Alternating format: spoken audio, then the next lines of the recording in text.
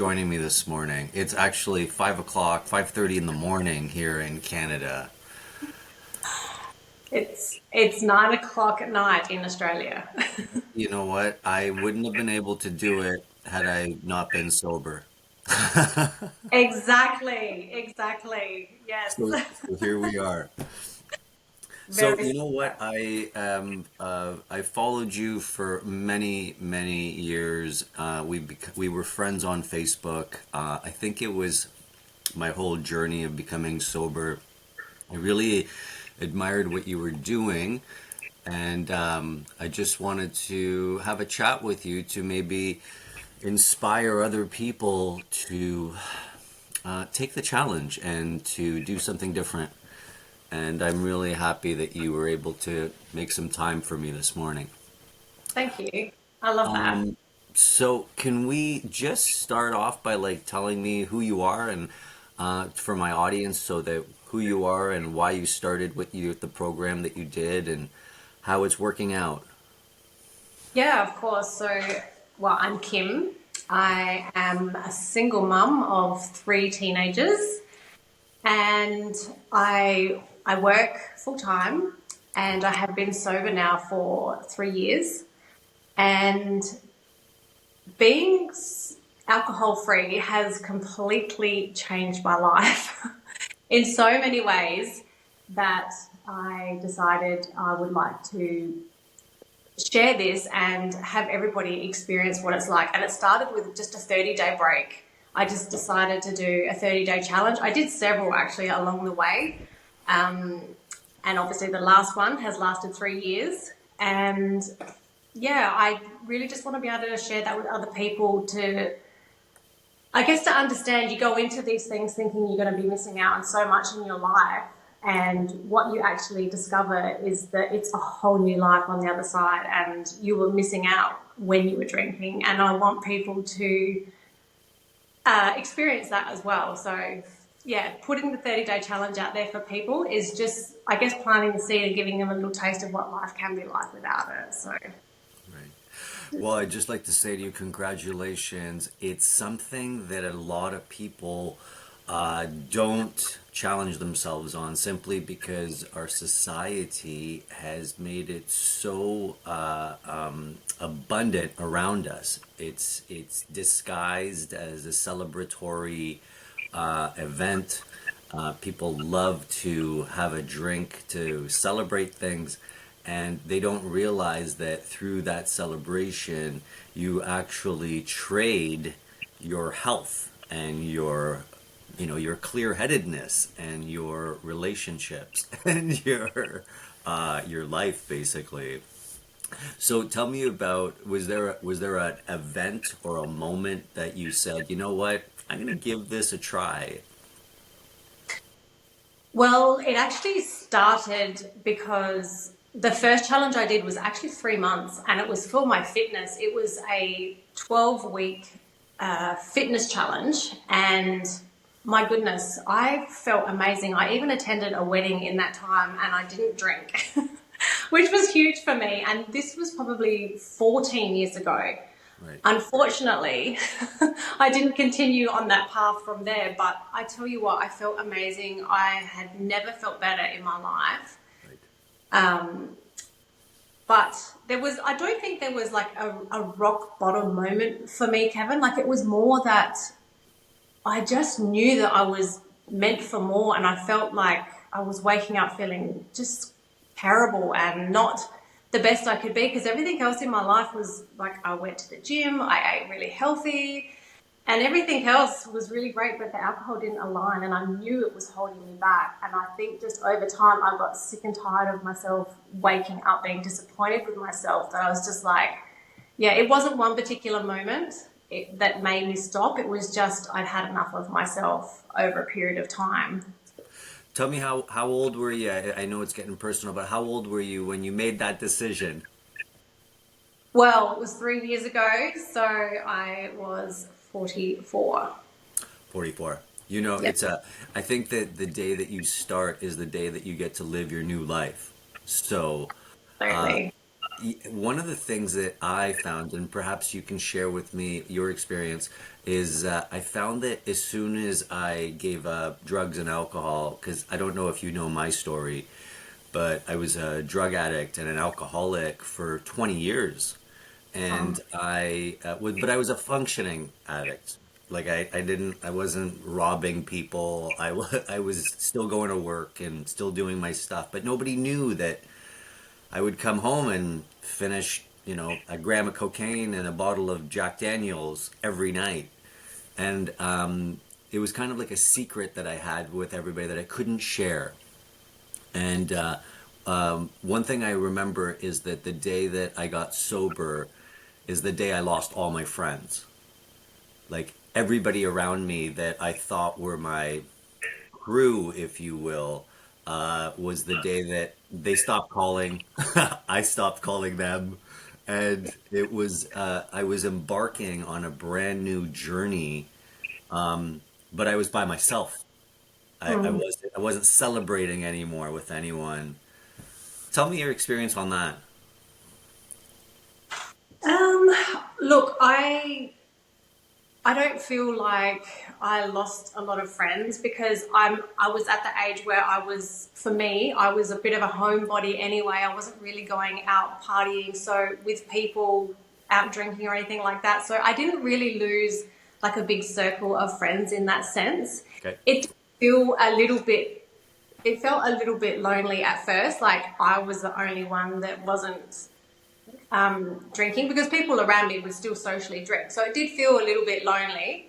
Sure. But I think the more you put yourself out there about what you're doing, you find there's actually a lot of people out there that aren't drinking and you make all these new connections, which was really beautiful because I was scared thinking, oh my gosh, I'm going to be so boring. I'm going to be the outcast Yes. and I was just going to get left out. But it just didn't really feel like that to me, I guess. Yeah.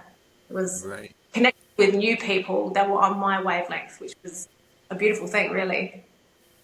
You're very lucky because it was a Yeah. completely different story for us. My wife and I Yeah. both got sober at the same time, is what happened. Yes. And so That's good. At that least you was a had each real other.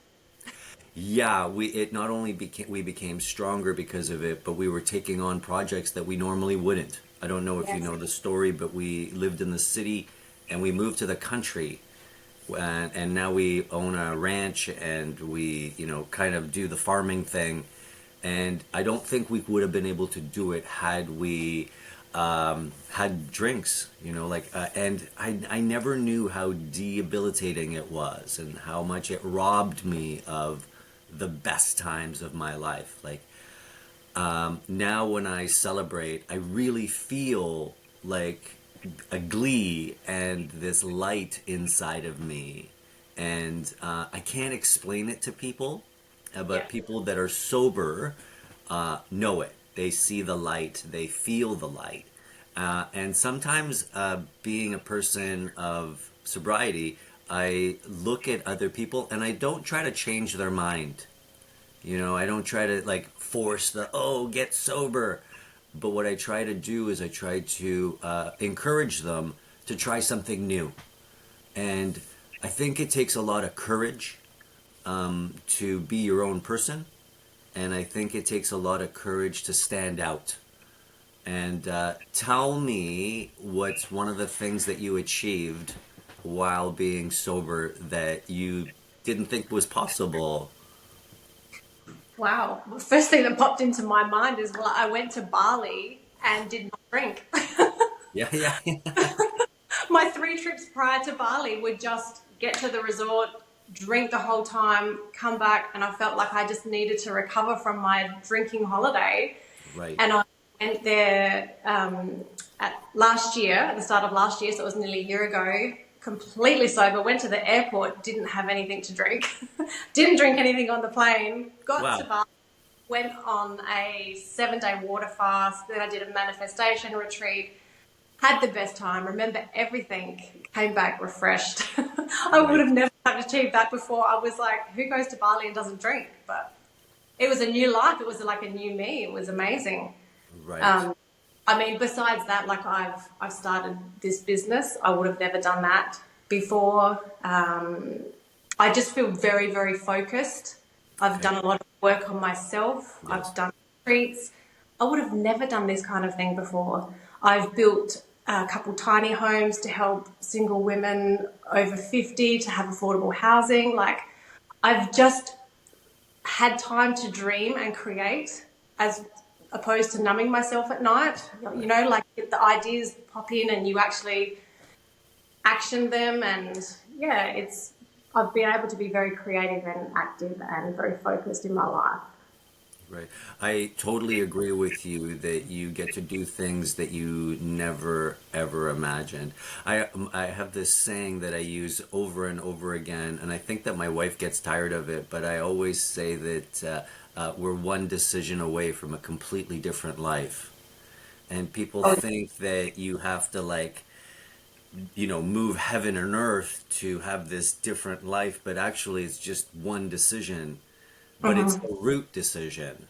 And Yeah. that root decision, boy, it is not only challenging, but the reward on the other end is something that's unsurmountable. Like you can't explain to people what it feels like when you wake up in the morning and you're not tired, when you Hmm. wake up in the morning and you're not, you're not trying to recall what you said to people the night before because You don't get your phone to see who you text. What did I say? that's right, right. Yeah. And one thing that I found, and it comes up over and over again, is that once you remove the alcohol and the drugs out of your life, you don't have to lie anymore. You don't Yeah. have to make things up. You don't have to embellish things. There's actually some humor and some humanity in the failure. Because I remember when I was drinking, I would never wanted to tell people that I was failing, right? Mm. But now today, in a sober brain, I kind of share my failures and I kind of laugh at them too, because it's all about learning, and if you're gonna learn, you're gonna make mistakes. Exactly. Yeah. Exactly. And how do your friends and family now treat you with this new found lease on life? They're actually really supportive, Are they? like really, really supportive. Yes, at first, I don't think anyone believed me. They're like, I know sometimes my kids will say, yeah, mum doesn't drink. And they're like, she doesn't drink at the moment. Because I'd done so many challenges in the past. Right. And I think that just, it fueled me. I'm like, no, because that's what I would say in my Yes. head. I don't drink.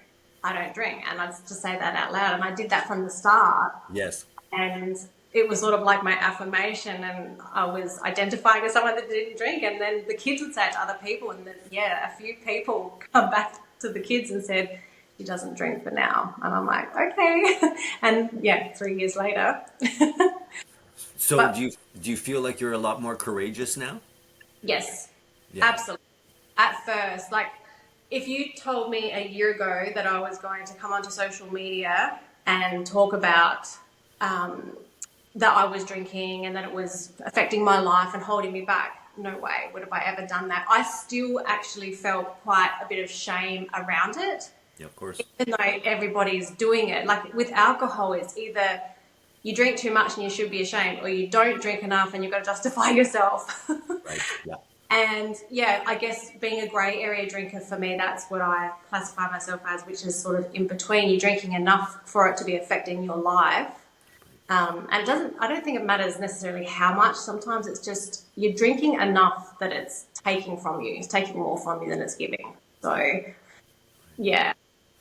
I totally agree with you, and it goes back to that whole lying thing, right? You lie to yourself, and Yeah. when you start lying to yourself, it makes it so much easier to lie to other people, Hmm. because you're now trying to mask, you're trying to be somebody that you're not. You almost feel like I don't know how it felt for you, but it felt like I was having imposter syndrome. I would walk into situations where I'd have a couple of drinks before, and I felt invincible. I could do it, but I had no clue what I was doing. Yeah. Rather than today, I just walk in and say, "I don't know what I'm doing. Let's figure it out." That's it. You're very real, very raw, and authentic to yourself. Yeah. You're not And hiding behind. Can't. I, I think it scares people off too. It scares a lot of people because a lot of people, I don't know if you feel the same way, but I find that a lot of people are really afraid to be themselves. And we try to be like other people. Like we try to be like our favorite rock star or our favorite actor. And we try to emulate these people who really don't deserve any emulation. But we don't look to the people who are completely sober. Like for instance, I'll give you an example. When I was a young man, there was this Robert Downey Jr. was a really big actor in North America, and he played really like these drug addicted roles. And then he sobered up, and then he went into obscurity for a few years, and he sobered up, and he came back, and now he's Iron Man. And Yeah. when you listen to him in interviews, it's like a completely different guy.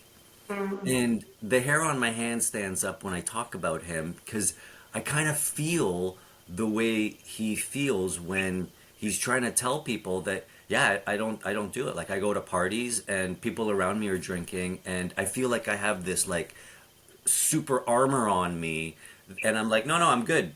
No, Yeah. I'm not gonna drink that.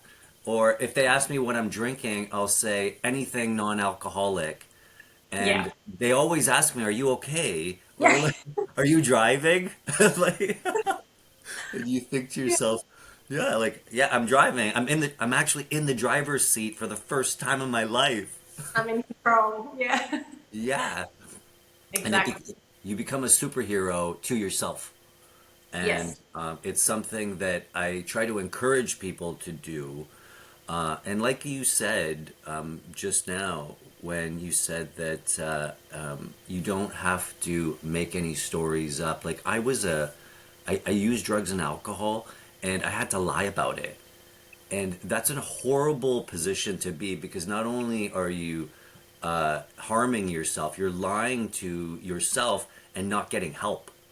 And Mm. so I don't know. I want to go in. I want to shift gears a little bit and ask about like, did you have to get help? Did you have to go to therapy? Did you have to go to AA, or did you were like just like, no, I'm done. I'm walking away.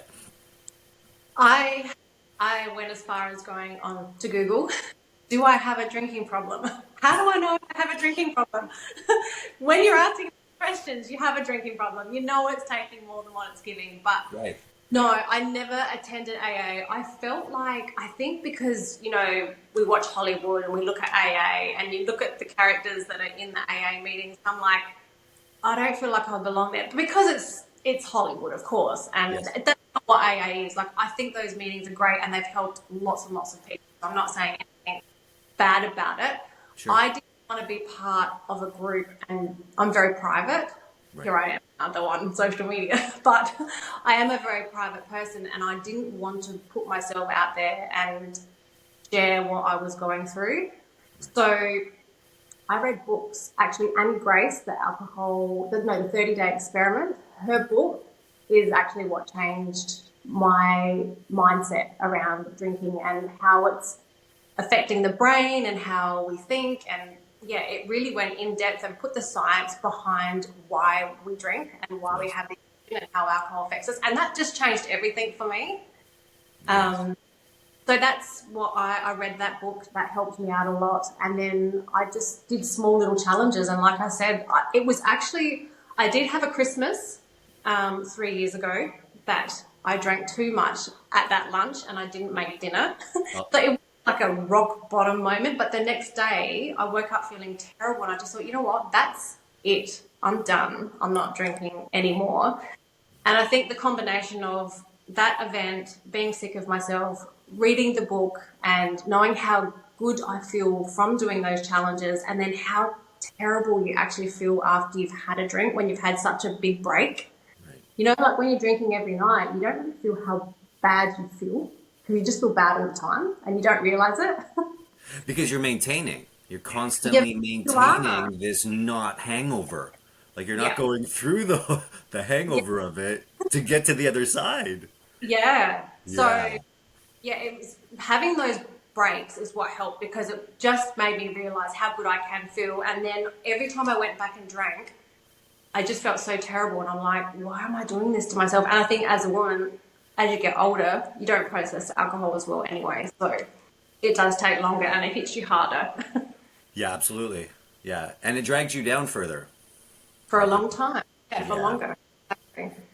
And what do you think? What in your life of drinking? Right? How long? When was the first time you drank? The first time I got drunk Yeah. accidentally, not on purpose, Yeah. Yeah. was Sure. Sure. I was 14, and Okay. then the next time I had a drink, it was at my 16th, and we didn't get drunk. We just had a few drinks and giggles, and then I would say I was drinking at 17, 18, Okay. and then like quite regularly, like weekends more so, just going to the country pub, having the drinks on the weekends. And then probably in my early 20s, I started working in a casino and hospitality. And after work, that all go over to the bar. And I would say that's where it started. Wow. Yeah. Have you, as an exercise, ever sat down and calculated all the money that you saved by quitting? Not by quitting. No, I haven't. I thought you were going to say how much I've spent over the years. I was going to say no. No, no, no, not over the years. I'm talking about like how much have you, like in the last 3 years, if you sat down and did the calculation for it. My wife and I did that exercise, Yeah. and the number is astonishing. It's really like you think to yourself, what the fuck did I just do? You Yeah. know, and you did it with your own volition, like you did it with your own mind, body, and everything else. And then all of a sudden you're like, what did I just do? My wife and I sat down and we quit for 5 years.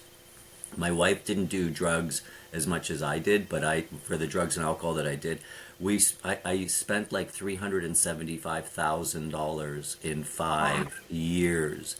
And if you sit down and you think about it, of all the things that you didn't do because of it, like all the trips Yeah. that you didn't take, and all the hobbies that you didn't do, and all the art that you didn't buy, and all of it is that you just basically excuse it, just piss their way on bad decisions. Like Mm-hmm. you didn't gain anything from it, and Yeah. that's the motivating factor of us not doing it because of the amount of finances that it takes. And not only the finances, but the days that you lose by doing it. Because you don't gain anything, right? You just Nothing. lose. Nothing. You gain nothing from it at all. Yeah. Just doing my maths in my head, it would be probably close to 20,000, I would say. 20,000 a month? No, no, no. It would probably be just over 5,000 a year. It wasn't Okay. like, yeah, so 15 to 20,000, I would say, over 3 years, Wow. which is So a lot. you were a light drinker, I wasn't heavy drinker. Yeah, right? yeah, yeah. Yeah. I'm only little, but I Yeah. was drinking enough. Like some nights I would drink and I still wouldn't remember what I did the next day, but I didn't have to drink a lot to get to that point. Right. Yeah. So tell me about this program that you've got. Let's talk to my viewers about that because I'm sure that they're interested on how they can get involved.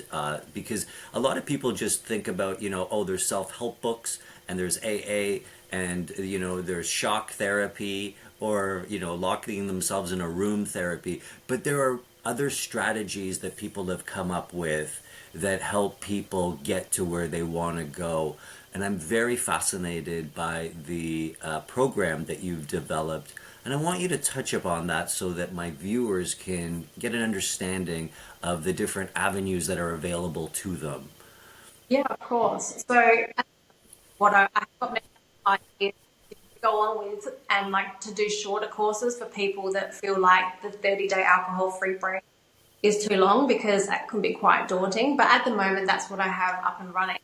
But I still encourage people to come into it, even if they don't feel like they can do the 30 days and just have the mindset of let's just take one day at a time Right. and then see how we go. And I walk them through that. And we do this, so every day they get a book that they download, and it's 30 days, and every day we have a subject that we talk about. We have a little bit of meditation first thing in the morning, because I think that's really important before you do anything else. Absolutely. Just start with 1 minute a day, and we build on that until it's enough for you, because not everybody, 5 minutes is enough for some people, 2 minutes is enough. So it's self-paced, but it's also guided up to 30 minutes. Okay. So we have that. We have affirmation, which I think is really important. And then we're working on your mindset. We are working on the beliefs that you have around alcohol. For example, I need alcohol to have fun. I need alcohol to go to sleep. I need it to distress, like to when I come home if I've had a bad day. So we look at the beliefs that you have, where you got your beliefs from, and are they actually true? And we just sort of go into our minds, and I guess it's like it's awareness and self-discovery, really, on ourselves. And once you can, we do a lot of not journaling, but with reflection, writing all of this down as well, because it's really important to have this written down to go back on, as the weeks go past, and see how your mindset changes over the time of the 30 days. So a lot of it is sort of going deep within inside the mind. I also do a daily live every morning just to check in with everybody. People can come in and ask questions, and we also have a tracker so they can track their days, and we also have a spending tracker, savings tracker. Yes, I have that in there as well. Huge. And I encourage people to, at the end of the week, work out how much they've saved and go and reward themselves. Go With a and... drink. Pardon? With a drink. No. No. When I was having my 1 year anniversary of being alcohol free, Yes. I was going to buy a really beautiful bottle of wine and have it with my dinner. Right. I know, that was my plan. Can you believe it? But you didn't do that. Of course I didn't. No, I did not. Right. I think 6 months in, I'm just like, why would I even plan that? But that was my plan back then. Yeah. Yeah. It's amazing how deep those beliefs go. Yes. Right, because it gets into your, I think it's in your circadian rhythm, if you will, like it buries itself so deep inside you that I kind of joke about it sometimes too. Like when I'm having a stressful day, I'll tell my wife, I'll be like, I need a drink, and I'm just kidding with her, but it's in my belief system still. Yes. After 5 years, like I still think about it. The only thing that I don't do today is I don't give into it. Yeah. And that's where the power comes in. Exactly. Yes. I hear it come out of my mouth sometimes when I'm talking to people. I'm like, did I just say that? Yeah. And So and we talked about like the subconscious mind, and yes. conscious as well, and we go in that voice that's constantly telling you what you should be doing, and not to listen to it. So we go quite deep without going too deep. Like I try to keep it simplified. Yeah. Would you say that your program that you've developed is universal? Does it work for like men and women, young and old? Is it for like heavy alcoholics? Is it for light alcoholics? The only reason I ask is I want my viewers to know who it's designed for, who it's based for. And if you can elaborate on that. So when I first decided to do this, I wanted to have it for women. But as I was going through the process of creating the ebook, I felt like that this is actually really for everybody. And I do say at the start of my program that if you are a really, really heavy drinker, I do advise them to see a GP. If you are like an alcohol dependent, I do advise them to see a GP, because as you would know, that it's one drug that when you're detoxing, you can actually die from withdrawals. So it's really, really important to have medical help while doing this course. I don't tell, there's nobody I would not accept. It is for everybody. I just say if you are alcohol dependent, see your GP while you're on this journey to make sure that, yeah. But it's for young, it's for old, it's for everybody, absolutely everybody. Right. So isn't that kind of funny how you can die if you quit? That's enough to keep you drinking. No, you can die too. It's You, just, you, you, I you sit and I talk to people. I talk to people that are going through this journey, right? And when I talk to them about it, they don't realize how dependent they are on it. That their whole being is now dependent on it. And it's very interesting to me, a couple of things, and I'd like you to like give your perspective on it and see if it was the same in Australia. But during the pandemic that we had, they were they were telling us how to, they were locking us down, but there was never a shortage of alcohol, cigarettes, marijuana, because we had dispensaries in Canada that opened up just before the pandemic because they wanted us all nice and inebriated, so we didn't know what was going on. And so, but one thing is, we have shortages of eggs, we have shortages of milk, we have all this outbreaks, but we never had a shortage of alcohol or cigarettes or any other thing that was mind altering to take you away from the power that's within you. And the power that's within you is that sober mind. yes, to think Yeah. clearly. Absolutely. Yes, we had toilet paper shortages over here. I don't know how that's even relevant, but we did have that. But yes, it was ridiculous that they would be closing gyms. Yeah, alcohol was an essential. Well, That's right. it was really hard to get your head around it. It made no sense at all. Yeah, it didn't make any sense to me either, and I'm getting a little choppy connection right now, so I don't know if you have another thing running. Do you have another program running, Kim? No, not, no. Okay, maybe it's me. You know what? That's okay. And here's what I wanted to ask you also. I'm sure that you've heard the expression sobriety is the opposite of addiction. Do you believe in that? Or do you think addiction is the opposite of community? Because as soon as you have community, you don't need the addiction anymore. And so there's this thing of people saying, you're either an alcoholic or you're sober. But I truly believe that sobriety is the opposite. It's community that's more important. Because if your community isn't harming themselves, then chances are you won't either. What are your thoughts on that?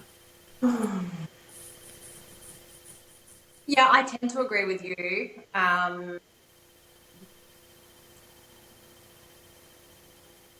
Yeah, I don't know. I think when you're saying you have community, like as in support and people around you, and it depends on who's around you. Is that what you're saying? I'm saying it's important to swim in a pure pool. Yeah, If you're going swimming, one or the to swim in a pool where the community isn't going to piss in the pool. yeah, Excuse yeah. my language, but the thing is that sometimes like for instance, if you go to all these all-inclusive resorts, if you will, right, Hmm. and they have a swim-up bar, and everybody's in the swim-up bar, and you look around and you're with the same people for the last 2 or 3 hours, and nobody's gotten out of the pool, Yeah, and they're all pissing in the same pool. But Mm, if you were sober yeah. and you were swimming in the pool, you would be like, that's disgusting. They're all pissing in the same pool. And because they're drinking, nobody wants to get out. Yeah.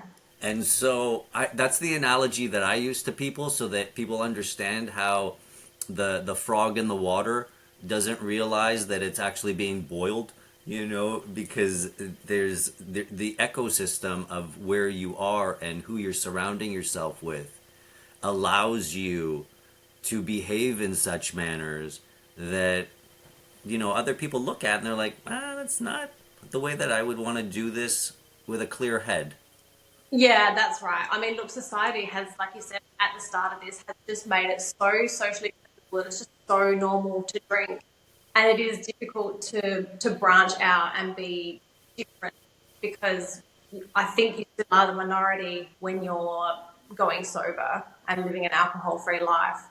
And yeah, I think you can still I think you can still mingle with people that are drinking and be yourself and live your life the way you Yes. want to live your life. Like, I think that you can do that. And I don't think that a lot of people as well, I mean, this is a bit off topic, but they sort of say once you have a drinking problem, you always have a drinking problem. Like, I don't agree with that either. I think a lot of it is in your mind as well. Like, I know some programs are, this is my name, I'm an alcoholic, and like kind of sticks with you. But I also believe that your mindset is really, really strong, and what you know yourself is what you become. So I think it's really important as well to be quite strong in your belief of where you're going and what you want to be and sober. I Yes. think that's important as well.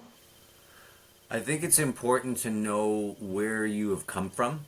Yes. And I believe, because I always tell people about my addiction. I never sugarcoat it. I always tell them how long I spent. I always tell them, like, I tell them this not because I want to brag or to remember my past, Yeah. but I want to remind myself of how hard it was to not use 26 ounces of rye or vodka a night, and the pack of cigarettes that I smoked while I was drinking this, and then at the end of the night when I didn't want to be hungover from the alcohol, I would blast a couple of lines of cocaine just to, like, uh, uh, straighten me out, if you will. And then all of a sudden the cycle repeated. And I really used that as a badge for myself to prove to myself that I was bigger and stronger than the addiction that tried to chain me down for so long. Yeah. Because I'll tell you something, when it comes to drugs and alcohol, I think people subconsciously know that they're harming themselves, but they do it anyway, which is kind of almost, and you might disagree, and I'm happy to have this like talk with you, is that you're actually trying to eliminate yourself because it's just so much. I don't know how deep your addiction went, but some people drink to celebrate and some people drink to forget. Yeah. And I don't Yeah. know which category you were in, but I was the one that wanted to constantly celebrate. And I don't know why I needed 7 days a week of celebration because there was no downtime. Yeah, yeah. No, no, I was definitely, well, it started out to be celebrating, and then I think then it became numbing towards it. It wasn't, it wasn't fun celebrating like it was. It was more, I just wanted my brain to switch off. I didn't want to think, didn't really want to I didn't feel depressed in the sense that I wanted to not be here anymore, but it did feel at the end, it wasn't fun. I was drinking at home alone. It was de-stress off from everything. Right. So Yeah. you didn't get like dressed up and drink by yourself. You were just in like pajamas. You're like, That's okay, I let's. yeah. No one around, just me, just having my drinks, switching off. I hear you. I hear you, and I can't. So tell me how somebody would go and get your book or get onto your program or be part of your journey. How does people get involved in that? Can you tell us about that? Yeah, of course. So I'm on the booze break. That's my business, or my Facebook page is Maskell. I've got one on break as well. So Hold on a second, Kim. I'm sorry. My connection is so poor that I'm getting all choppy with you right now. I don't. This is the most important part of it. do you want me to see if my son's on his Xbox? I'll just tell him to turn it off. Oh, is that what he's on? Maybe he You could know be. what? I think it is because I've turned everything off on All my right, end. give me a sec. Thank you, thank you.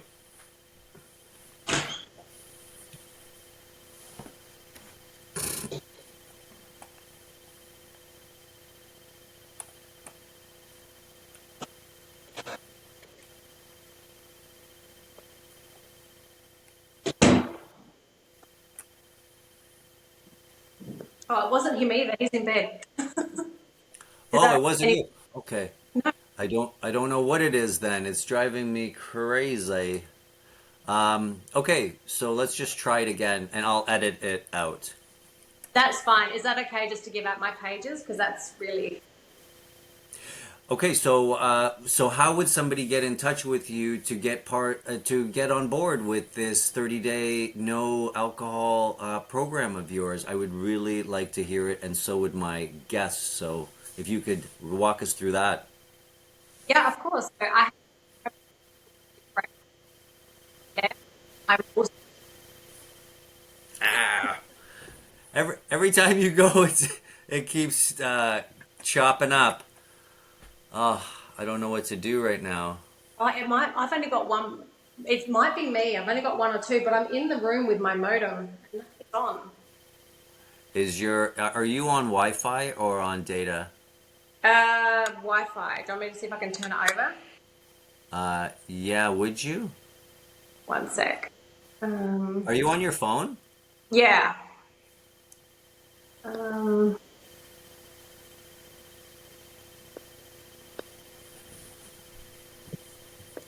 oh, This is the most important part.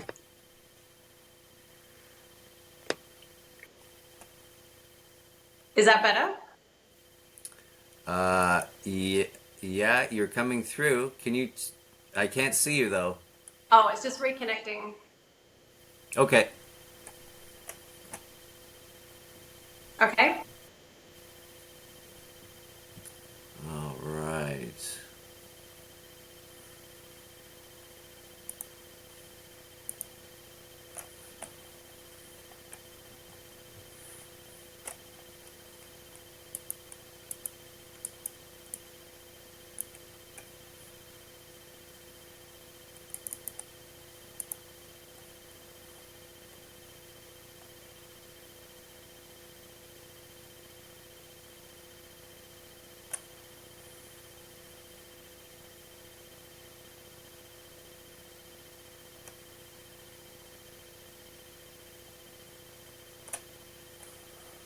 Uh-oh. Hello? Yes, I'm here. Oh, sir, I can't see you though. That's the only problem. Oh, really? Yeah. Um, hang on, let me. Oh, Oh, there you go. oh, okay. Just reset the camera. Okay. Okay, let's try this again. First time lucky. All right, so from the top, how do we get involved with your program? So you can contact me through my Instagram page, which is called Booze Break. I'm also on Facebook under Booze Break or Kim Maskell. And if you just send me a message, I will give you all the details, answer any questions, and we can. And so people just email you and you contact them through email, or do you have like voice talks with them? Do you have video chats? How does that work? Yeah, so I would probably just message them at first, and then if they wanted to have a one-on-one voice, like we could do it voice messaging or we can do a video. I don't really have anything place, to be completely honest, with just however you want to contact me. I'm happy and open to anyway. And then from there, the next challenge starts on the 17th of March, and I have one every month. And I do have limited spots because I want to be able to give everybody the attention that they need. Okay. So the next one's the 17th of March. So just message me, and once you join up, you get an ebook and you come into a private group, and that's where I do my daily lives and give you the daily support. Right. And so is this anonymous? Is this, are you proud? Like what, how does this work? Do you take only men? Do you take women? Is there an age category? If you can just elaborate on that. Yeah, everybody is welcome, men and women. There's no age category at all. And we you can post in there anonymously if you want to, but you can also be in there as much as you want, express how you're feeling, ask any questions. And yes, I am in there loud and proud talking about my personal experiences and just going through what's in the book for the day as well. And yeah, it's open to everybody. And you just started this, right? This is like a new pilot project for you? Yes, I'm just on day 22 of my first one, and I've had some really amazing feedback, some really good testimonials already. People have messaged me saying they went to a grand final and they won their grand final and they didn't drink, and yeah, they've been very grateful to me, and I feel really, really on a big high that I'm helping people achieve this. So yeah, it's amazing, and yes, I'm really looking forward to the second one and beyond. That's amazing. I love seeing people find their happiness again and to be able to genuinely smile, not with just their mouth, but with their eyes and with their heart. And, there's a aura that comes around people that are living their true life. It's an important step. And I find that whenever you start is when your journey begins. Like you're not late to the party, if you will, and you're not, they haven't left without you. It's important, and people like you should be celebrated. And I'm really happy to have you on my show because I want to showcase the people that are actually making a difference for people, not just in health. There's people that they say, oh, if you exercise for 20 minutes a day, or if you eat carrots and vegetable like your cabbage. But you're talking about mindset. You're talking about goals. You're talking about journaling, and you're talking about creating a new being that doesn't need to be diluted with something that is taxed. Exactly. Beautifully put. Yeah. And thank you. I really appreciate you having me here. You're welcome. Promise me that you're going to come back and talk about how it's going and the updates on your 30-day booze break. Absolutely. I would be honored to come back. Yeah, I really had a good time chatting with you, Kim. I admire you from afar from Canada, and I just, you're one of the people that I look up to. So thank you for being on my show and sharing this moment with me. It was a real honor to have a chat with you and not just read your Facebook posts. So that- it really, Yeah. yes, thank you so much. I really appreciate it. Very honored. So exciting. Yeah. What I'll do is once I edit this, I'll send you a copy and then you can use it for yourself too, okay? Awesome. Thank you so much. Thank you so much for joining me. And there you have it. You have Kim from the, I forgot what your thing is called again. Booze break. Or Kim from Booze Break from Australia. And there she yeah. is. Have a great day. Bye bye. Thank you, Kevin. Bye. Pleasure. Thank you.